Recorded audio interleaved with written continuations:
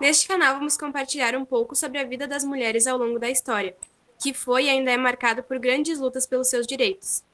A mulher sempre foi alvo de discriminações e muitas vezes foi submissa aos homens e parceiros, devido a uma sociedade que constantemente se desvendou machista. Eu sou Tabata Nunes e se você quiser saber mais sobre isso, acompanhe o vídeo.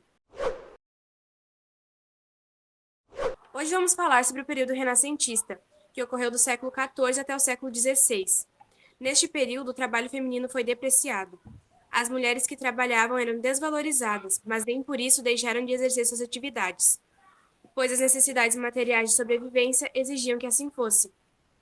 Então, para falar um pouco mais sobre esse assunto e nos ajudar a entendê-lo melhor, convido agora a professora Nikellen para realizar a sua apresentação, falar um pouco sobre a sua trajetória profissional e responder algumas perguntas sobre este assunto. Seja muito bem-vinda, prof. Obrigada, Tabata. Bom, eu sou a Nikellen Viter, eu sou professora do Departamento de História da UFSM e eu já pesquiso a história das mulheres há, quase 25 anos. Então, né, é parte das minhas pesquisas, do meu trabalho, e mesmo dentro da universidade, eu considero que eu atuo dentro de uma teoria feminista do conhecimento e que, portanto, busca uma nova narrativa para a questão da história, né, estabelecendo uma narrativa que seja inclusiva, né, e não apenas essa que a gente conhece normalmente, que está focada num sujeito que é genérico, mas que de fato não é genérico, né, porque ela está focada no masculino e dá muito pouco espaço para a vivência e a experiência das mulheres. Sim. Então, eu vou começar a fazer as perguntas para a senhora, tá? Ok. Com base nos seus conhecimentos, como as mulheres eram tratadas durante o período renascentista? Bom, a gente tem que entender que quando a gente fala de renascimento, a gente está falando do mundo europeu, né? E esse mundo europeu, apesar da gente estudar ele como um bloco, ele vai ter muitas diferenças. A vida das mulheres na Itália não é a mesma que nem era a Itália no momento, né? Na época não tinha ocorrido a unificação, a gente tinha vários reinos e principados e territórios no que hoje nós conhecemos por Itália, mas não era a mesma vida que era na França, na Espanha, ou na Inglaterra, ou nos Países Baixos. Então, quando a gente olha para uma época, a gente vai ter diversos recortes nessa época. E alguns desses recortes vão envolver a questão da classe social, quer dizer, então, quando a gente fala de trabalho, a gente tem que pensar que quem não trabalha são as mulheres que estão, né, no topo dessa diferenciação social, são as mulheres mais ricas, né, que vão ter aí tempo para outras coisas e elas vão usar, tá? Já vou falar disso. Mas as mulheres mais pobres nunca deixaram de trabalhar, né? Elas estiveram sempre na linha de frente do trabalho e atuavam, inclusive, em conjunto, né? Seja no trabalho na terra, seja na questão do artesanato, seja até mesmo na questão do comércio. A gente vai encontrar várias mulheres, né, atuando no comércio, seja com os pais, seja com os maridos, seja inclusive sozinhas, como feirantes, né? Então, assim, a gente tem uma diversidade muito grande, mas, de novo, eu vou voltar para aquele ponto que eu falei na minha apresentação. Nós temos uma narrativa da história que apaga a existência e a experiência dessas mulheres em relação ao trabalho. Então, a narrativa diz que, né, as mulheres não estão atuando, mas elas estão. Então, nós temos artistas, por exemplo, né? A Artemisia Gentileschi é uma grande artista, né, do período renascentista, e sim, na região, né, da Itália. Então, quando a gente estuda, por exemplo, os grandes mestres da arte renascentista, a gente não ouve falar das mulheres, mas elas estão lá, né? Hoje o trabalho da Artemisia, que por muito tempo, inclusive, se pegou as pinturas dela e se disse que foram homens que pintaram, hoje se tem um enorme reconhecimento da figura da Artemisia Gentileschi. A gente tem escritoras como a Christine de Pizan, que também é de origem, né, da Península Itálica, mas ela acaba se educando na França, e o pai dela cuidava das bibliotecas do rei, e ela se torna, então, uma escritora. Ela tem tanto o pai quanto o marido, né, foram incentivadores, mas ela perde ambos muito cedo e ela precisa escrever para sustentar os filhos. Ela é a primeira escritora a viver dos seus escritos. E ela vai ter uma obra que ficou, que inclusive antecipa algumas ideias, como, por exemplo, a questão das utopias, né? Ela escreve um livro chamado A Cidade das Damas, no qual ela defende, né, a possibilidade das mulheres gerenciarem uma cidade e as próprias vidas, inclusive. Ela vai debater com filósofos da época que diziam que as mulheres não eram capazes, ela vai dizer que eram. Hoje nós temos, inclusive, e aí para quem estiver ouvindo, inclusive para ti, Tabata, eu indico também de seguir um canal no YouTube chamado Uma Filósofa por Mês, que é um grupo, né, de mulheres filósofas, e elas estão resgatando essas mulheres que foram apagadas na narrativa.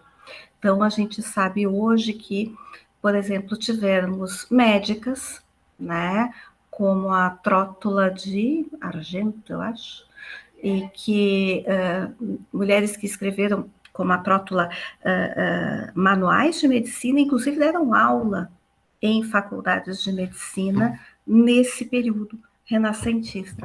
Então, veja, claro que no geral a gente tem as mulheres muito desvalorizadas, a gente tem elas extremamente esmagadas, mas hoje nós conseguimos recuperar inúmeras personalidades femininas que estavam lá, estavam agindo, né? E estavam ocupando espaços, eram reconhecidas na época. O problema é a história que se narra depois. Quando se narra depois, se começa a apagar a existência dessas mulheres e a gente fica com a impressão de que, então estava todo mundo em casa, né, obediente, quietinha, fazendo o que os homens mandavam. Não, não estavam. Né? Nós temos figuras muito interessantes dessas mulheres nesse período. Sim, e um bom exemplo, não é o assunto em pauta hoje, um bom Uhum. exemplo da desvalorização, da ocultação das mulheres, da tentativa delas se mostrarem suficientes, capazes, foi a caça às bruxas, né? Algo totalmente deplorável. Exato, e a caça às bruxas ela vai estar muito ligada. Só para te ter uma ideia, quando eu comecei a trabalhar com época moderna, eu costumava dar as minhas aulas partindo, por exemplo, da centralização dos estados, né? E falava da caça às bruxas como uma coisa que tivesse à parte. Hoje em dia, eu não dou mais aula de história moderna, mas se eu começo a falar disso, eu começo a falar da caça às bruxas, porque ela é um processo fundamental para a organização dos estados nacionais, como eles foram organizados, tá? Porque era necessário para que os estados pudessem funcionar como eles começam a funcionar na época moderna, era necessário quebrar as ligações que haviam nas sociedades aldeãs. E boa parte dessas ligações era sustentada pelas conexões entre as mulheres.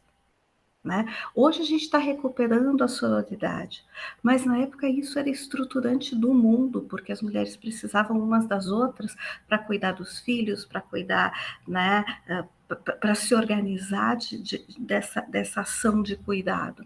Então, qual era a melhor forma de fazer com que as pessoas não confiassem mais umas nas outras, não confiassem mais na vizinha, na comadre, na amiga, e passassem a jogar todas as suas demandas para o Estado?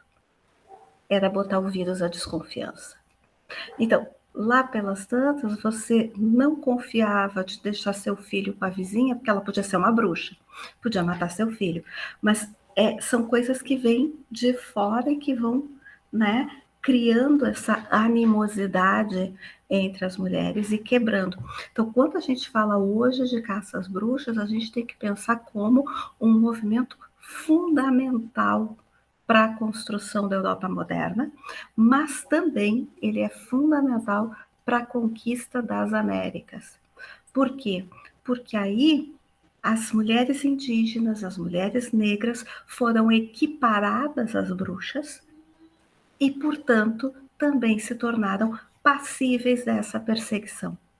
E veja, se a mulher tem o mal em si, né, vamos botar uma aspas nisso, isso dá o direito dos homens e da lei de exercer todo tipo de violência em cima dos corpos das mulheres, porque o corpo delas se é pensado, né, como a porta para o mal. Então, ainda hoje nós sentimos os reflexos disso. De que forma? Na própria violência contra as mulheres. O fato de que a nossa cultura se autorizou a usar essa violência. Por quê? Porque a mulher desobediente é a bruxa. A mulher que obedece, que faz tudo que, né, que querem, essa é boazinha. Agora, desobedeceu, né, é necessário oprimi-la. E aí, como nenhuma de nós é obediente, né, então a coisa fica terrível. Somos muitas bruxas, então. Somos muitas. Bom, adorei a resposta da senhora.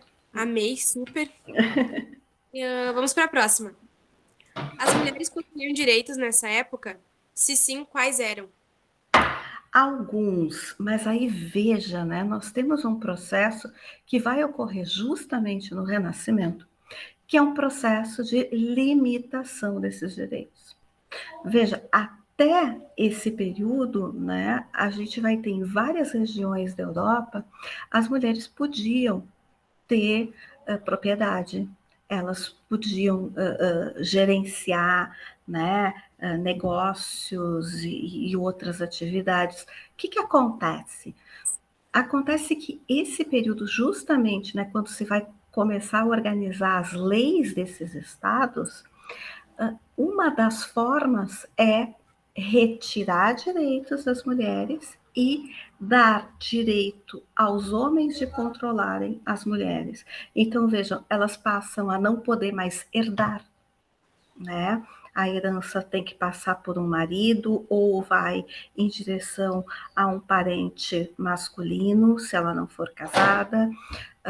Elas perdem o direito de estudar em algumas, porque algumas escolas aceitavam as mulheres, elas passam a não aceitar.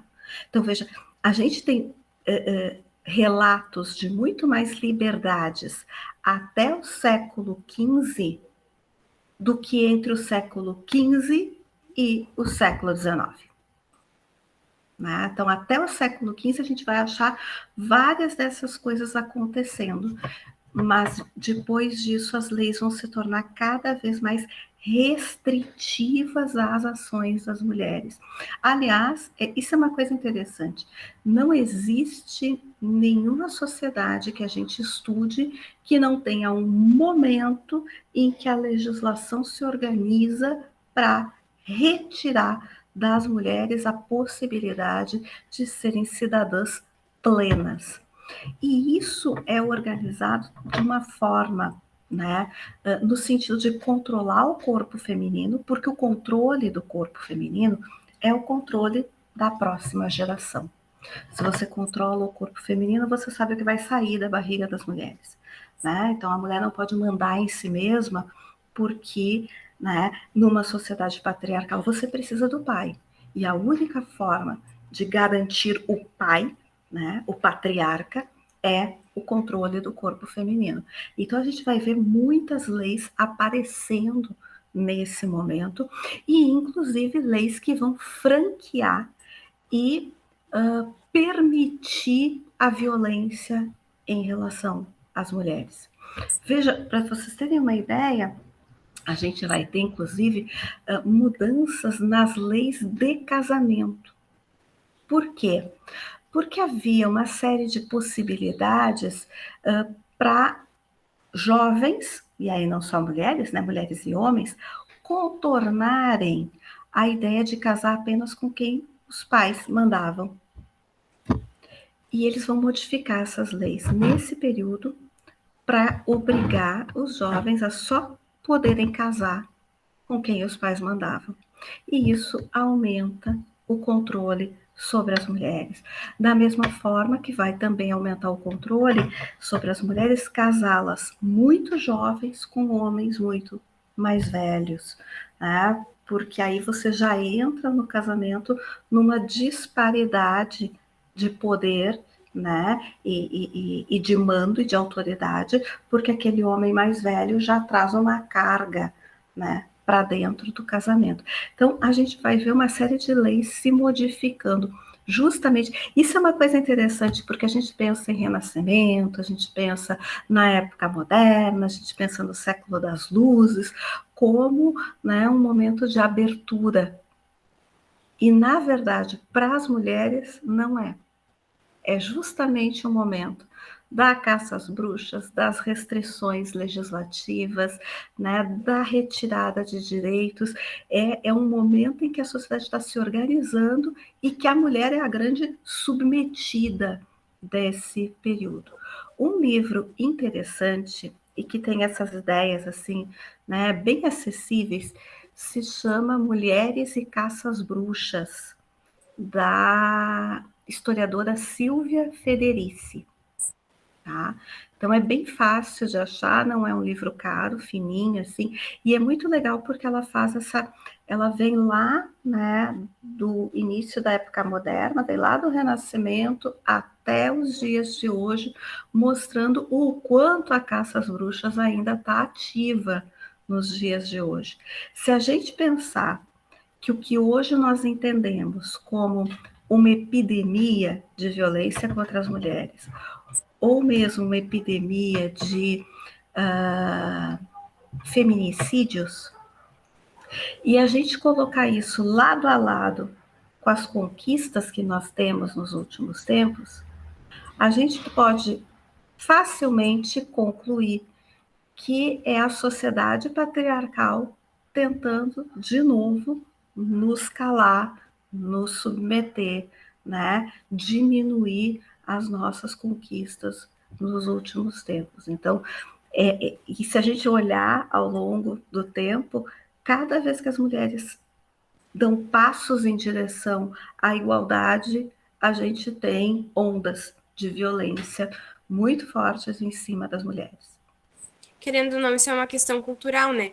E se Com a gente for certeza. analisar o número de casos, que é o aumento do número desses casos, a gente pode ter que é uma questão da cultura querendo voltar. Uhum. Os homens querendo nos mandar de novo, voltar a ser tudo como era antes, como era antigamente. Nós também vemos hoje em dia na televisão casos de escravidão. Não tem nada a ver com relação às mulheres, mas a gente pode pegar como exemplo de como a cultura está querendo voltar. Ao invés de ser uma cultura positiva, não, é uma cultura negativa que está voltando. É, Eu e acho ela isso bem vem, triste. e ela vem embalada, né, em toda uma ideia de, antigamente é que era bom, né, ou embalada de que isso é uma defesa da família, quando não é, né? Porque essa estrutura familiar patriarcal, ela é uma das inúmeras possibilidades que nós temos na cultura humana, que é extremamente diversa, né? De ter família. E a família é estabelecida por laços de afeto e não por laços de poder. Né? Então, quando se defende esse modelo de família, se está defendendo laços de poder que não são necessários para manter uma família unida. O que é necessário para manter uma família unida é o afeto, né? É a vontade das pessoas serem boas umas para as outras. Isso mantém a família. E isso vai ser independente, né? Desses olhares. Mas sim, você tem todo um discurso de retorno, né? Mas aí tem duas formas da gente pensar, né, Tabata? Há quem diga o seguinte, bom, e aí eu vou buscar lá na Simone de Beauvoir, né? Simone de Beauvoir dizia que bastava ter qualquer problema econômico que os direitos das mulheres eram os primeiros a serem caçados. Então, né, essa é uma visão de história em que a gente não vê a história como uma coisa que sempre vai em direção à melhoria. A gente vê a história como algo que tem idas e vindas, né? Mas aí também tem uma visão bem otimista que a gente pode pensar que esse é o último grito, a última tentativa dessa cultura de permanecer viva, mas que os passos que nós demos no último século e no início desse, a gente não vai retroceder. Então, né, a gente vai brigar para permanecer onde está e avançar. E aí, claro que a gente vai ter a resistência do outro lado, né? Mas eu assim, eu creio nos meninos, tá, Tabata? Eu acho que a gente está conseguindo lentamente criar meninos diferentes, né? E criar meninas diferentes também. Né? Eu fico muito feliz de, por exemplo, ver você na sua escola trazendo esses assuntos como um assunto de, né, incremento curricular. Acho isso maravilhoso, porque quando eu estava na escola e eu falava dessas coisas, eu era esquisita. Né? Aquela lá, ó, sabe? Estranha. Apontava a estranha, né? Ela disse que é feminista, né? Era uma coisa horrorosa, assim, uma palavra feia. E hoje não, hoje eu vejo as meninas se organizando, querendo saber, pressionando até as professoras para ter, né, essas informações, não aceitando mais, e os meninos junto, mas e as mulheres? Onde é que elas estavam? O que elas estavam fazendo? Né? Isso é algo realmente maravilhoso e para mim, né, que já estou há um tempo nessa estrada, é uma sensação de vitória, quase. Agora, voltando um pouco no que a senhora falou, na questão de cortar os direitos das mulheres em qualquer problema econômico que havia, eu vejo isso como elas são mais frágeis, dá para cortar delas, porque elas não vão fazer nada. Vão se reunir numa rodinha de chá, vão discutir sobre aquilo, mas não vão vir para cima. Os homens não. Eles já iam depredar tudo, iam fazer uma revolução, uma Pois rebelação, é, desculpe, errei o nome. mas olha só, Já iam. a gente tem uma ideia de que as mulheres não são revolucionárias, mas essa ideia também é equivocada. Veja bem, quando a gente fala de Revolução Francesa, quem começou foram as peixeiras, as mulheres que vendiam peixe no centro de Paris. Pegaram os facões e foram em direção ao palácio pegar a família real, né, e fazer a coisa acontecer.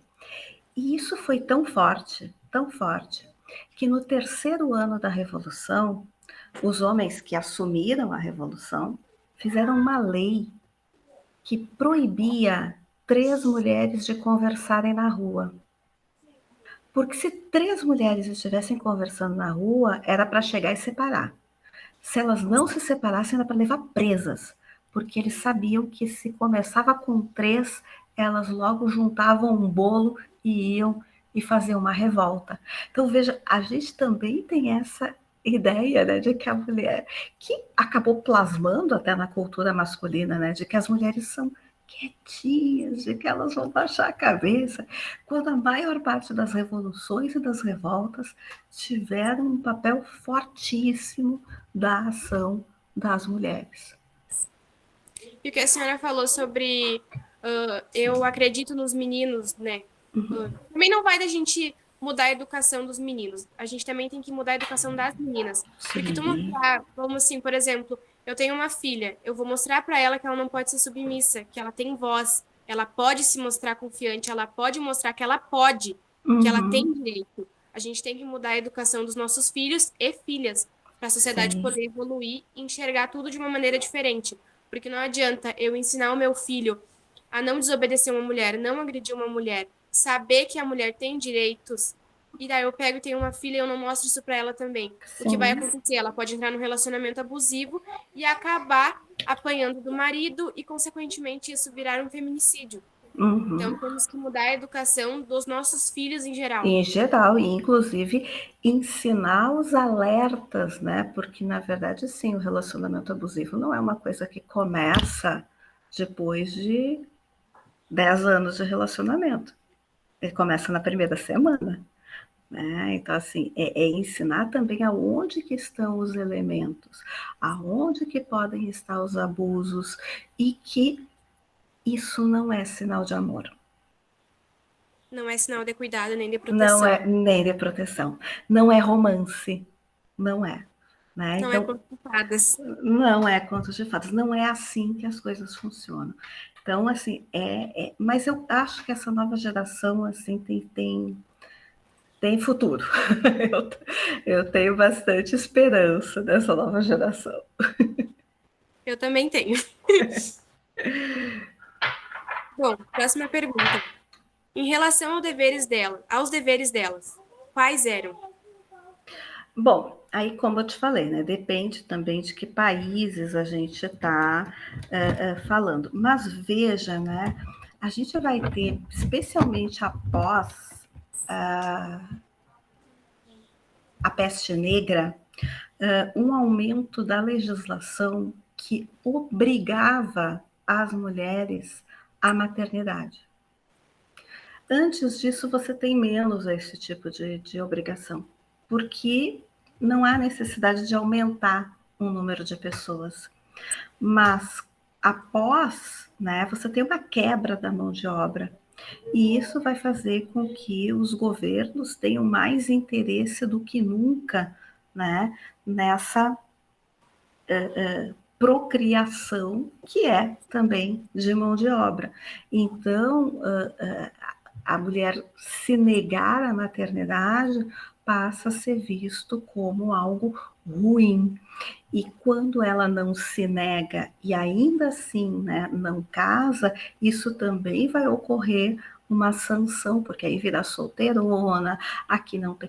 E veja, né, quando a gente olha uma legislação que começa a excluir as mulheres da possibilidade, não do mundo do trabalho, mas da possibilidade profissional, o que acontece?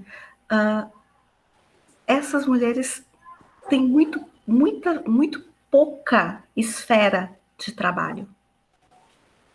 E se elas têm pouca esfera de trabalho, elas têm poucas possibilidades de poder se sustentar.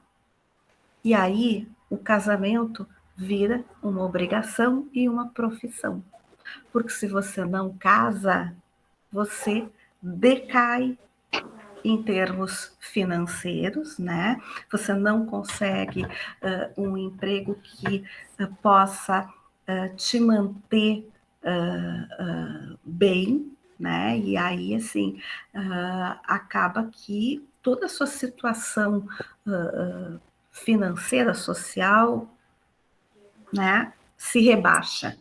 E a partir disso, é óbvio que, né, que quando, especialmente para as mulheres que querem ter filhos ou que se sentem obrigadas a ter filhos, o casamento passa a ser também uma obrigação. Porque se ela não casa, né? Isso significa que ou ela vai ter que se prostituir, ou ela vai ter que viver como cozinheira, ou ela, cozinheira não, perdão, costureira ou criada, né? Eram as 3 possibilidades, porque você não tem outras profissões, né? Possíveis para as mulheres que não tinham herdado nada, não tinham dinheiro. Então, eram essas 3. E veja, né? Em todas elas, você estava sujeita ao abuso, ao estupro, à violência, né? Porque aí também tem o outro problema, né? A sociedade se organiza de forma a que a mulher que não tem um homem que a defenda, de novo aspas, ela é pública. Então, se ela é pública, uma mulher pública pode ser usada, manuseada, machucada, abusada por qualquer um, né? Então, ela tem que ter um protetor. Então, eu me lembro, um aluno uma vez me perguntou por que eu colocava a ideia do cavalheirismo como uma ideia machista. E aí eu expliquei para ele o seguinte: o cavalheiro, ele é um protetor. Mas você só precisa de um protetor num mundo em que você é ameaçada. Imagina que louco um mundo em que você não se sentisse ameaçada. Se você não se sente ameaçada, você não precisa de ninguém que te proteja. E aí, os cavalheiros são desnecessários. Isso não quer dizer não ser gentil. Gentileza é uma coisa. Gentileza, educação é uma coisa. Agora, essa estrutura do cavalheirismo, ela é uma estrutura que é o outro lado da moeda do abuso, da violência, dos maus tratos. Né? Então você tem que salvar os homens bons dos homens maus, mas um só existe porque o outro existe. Senão você não precisaria de ninguém para te proteger. Exatamente. Bom, agora a quarta pergunta é: quais foram os principais desafios enfrentados pelas mulheres durante este período? Olha,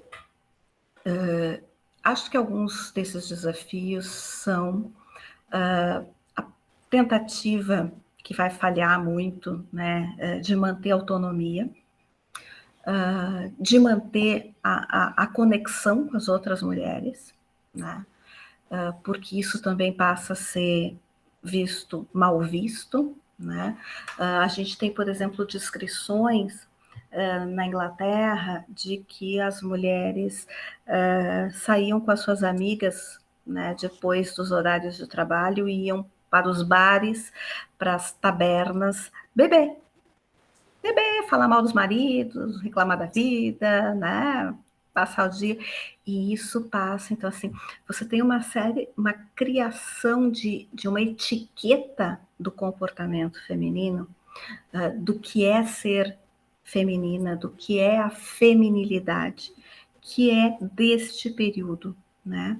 Então, e isso vai tomando, não é à toa, né, que os 3 séculos da Idade Moderna, que se inaugura com o Renascimento, são os 3 séculos da caça às bruxas.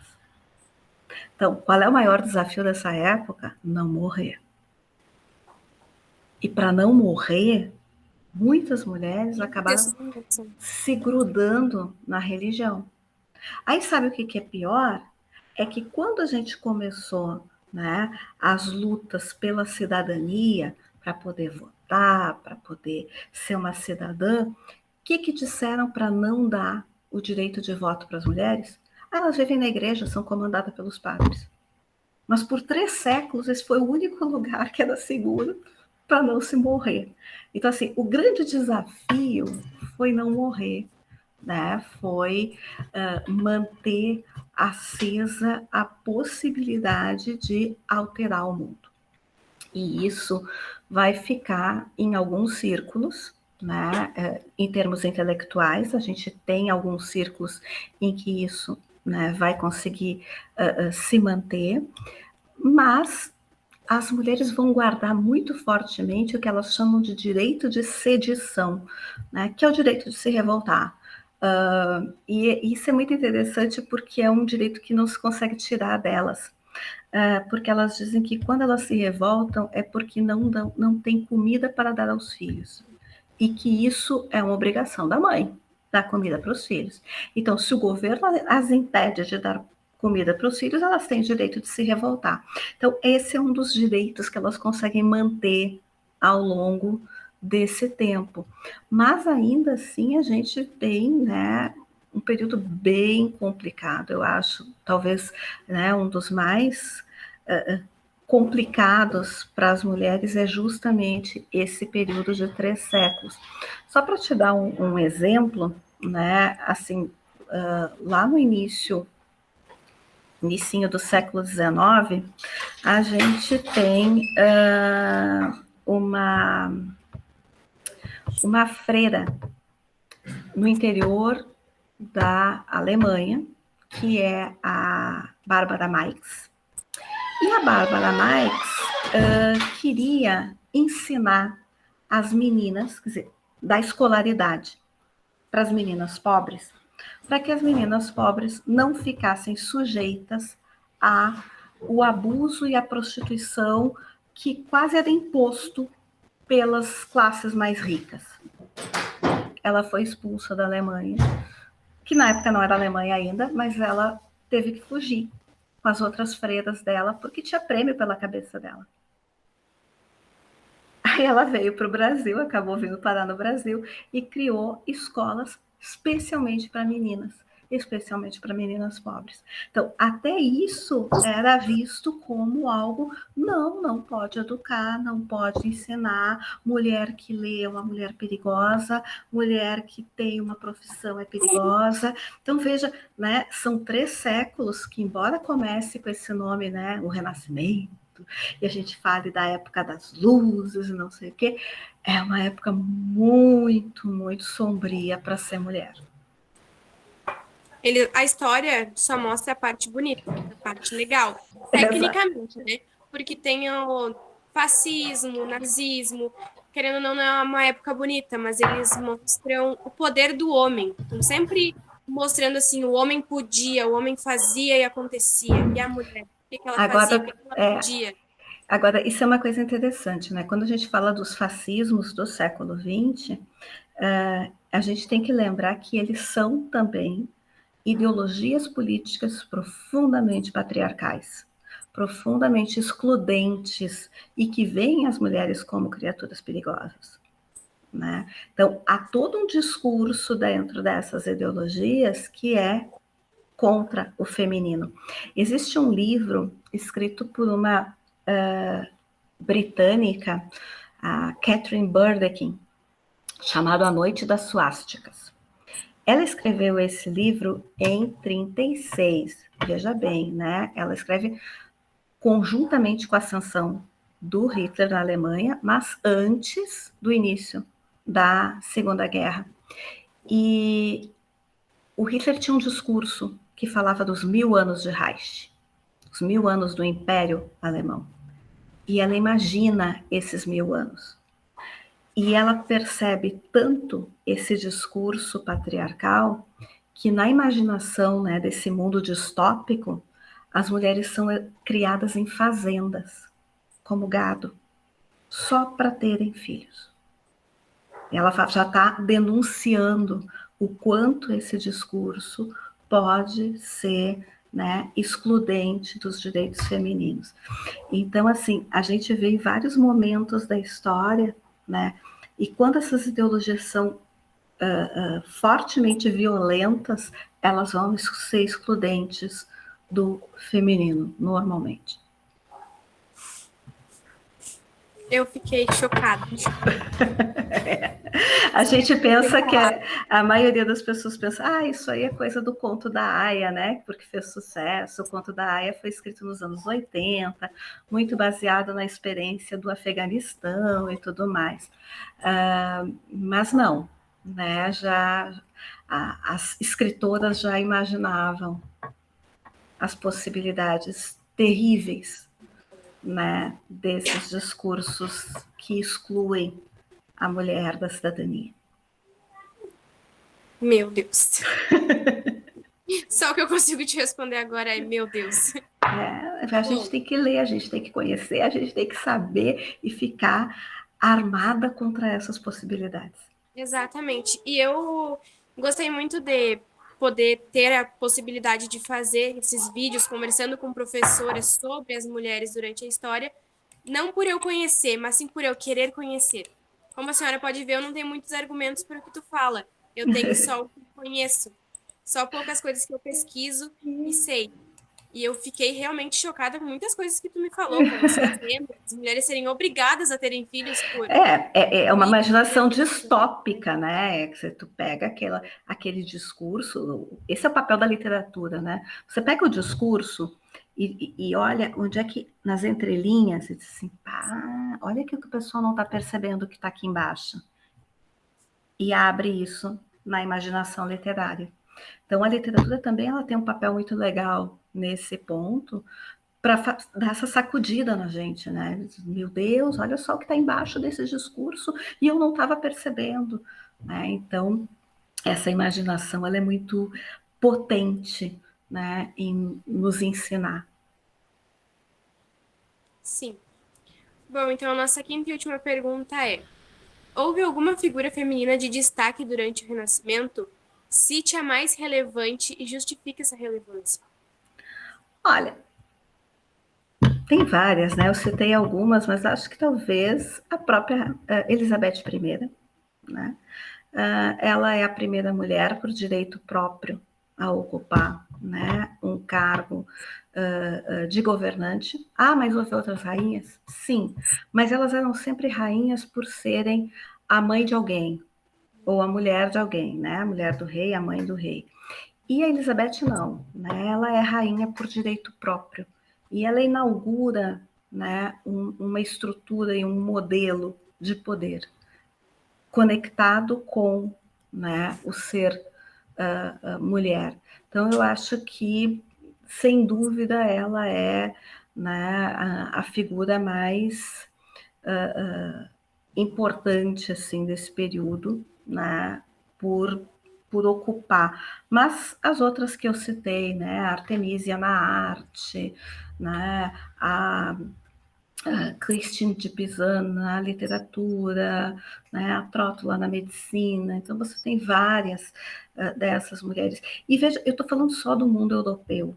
Né? Se a gente for entrar do mundo muçulmano da época, ou mesmo no mundo oriental, nós vamos ter várias outras mulheres que se destacaram, né, em períodos diferentes desses 3 séculos, né, numa narrativa diferente. Então, a gente vai ter rainhas, né, seja na África, seja muitas literatas no mundo muçulmano, imperatrizes na China, mulheres que, né, ocuparam posições de relevância nesses períodos, mas que a gente recém está começando o resgate histórico, recém está começando a amarrar, né, essas pontas assim de outros lugares que não a Europa. A nossa história ainda é muito eurocêntrica, ainda é muito centrada numa única experiência, né? E a gente acaba perdendo de conhecer essas outras experiências no qual as mulheres não estavam, né, nos bastidores, elas ocupavam também essa posição de protagonista, exatamente, de destaque. Eu amei conversar com a senhora. Se eu pudesse, eu ficava acho, o dia inteiro, a semana inteira conversando. Muito obrigada Foi um prazer, por querida. ceder um pouco do teu tempo para mim. E fiquei muito honrada mesmo dessa participação. Muito obrigada. Foi um prazer, querida.